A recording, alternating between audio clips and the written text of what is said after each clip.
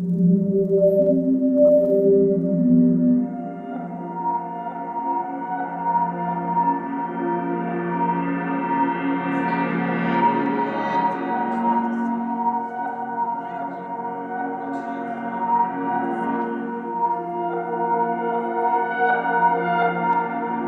years I had Macbeth in mind as a play to do. I used to watch anime with my stepkids. I watched Dragon Ball Z a lot, and then we watched some other stuff after that. But Dragon Ball Z always stuck to me, and I thought that it would be a fascinating world to set a Macbeth in, because in Dragon Ball Z there's a lot of standing still and talking, and in Macbeth, well, not lots of Shakespeare, there's a lot of standing still and talking. And so I thought combining that with maybe some of the conventions of anime, like the frozen, exaggerated poses and that kind of over-the-top acting.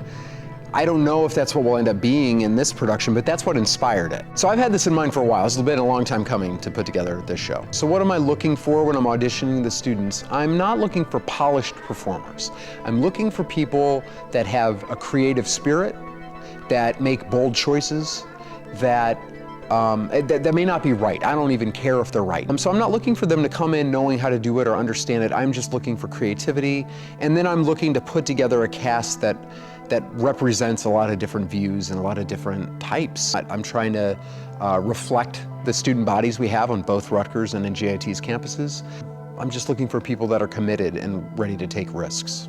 And I see the talents that are available, and then I kind of bend into their talents, right, to my students' talents, because that's where the richness is. That's where I get, I throw my ideas in there, and then I see what the students do, and we come up with something completely different than I was anticipating. The main themes that I've been working with on this is the idea of what causes a good person to go bad, right? And so, because he's a hero, he is loyal to his king.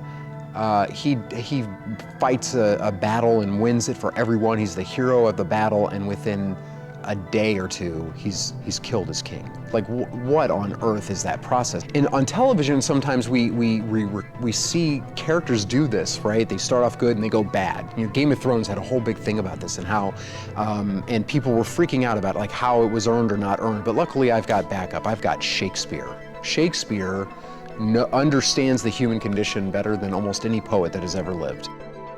Well, if I had to connect it to now, which I do, one of the things I see is that people in power just want to hang on to power, and they're terrified of letting go. And there's like an older generation that is just terrified of the way the world is going to go, right? And this play is about people getting an idea that they should be in charge and then being unable to even imagine not being in charge. Macbeth gets this idea put in his head, and he obsesses on it, and then he slowly breaks all of his moral guidelines to get what he wants. And then by the end of it, he has everything, but he has nothing. But I think it's a story that reflects a fear we all have. We're fearful of people hanging on to power well past their expiration date, and we're also fearful of people that will compromise at the first chance they get. And I think we just see too many examples of it.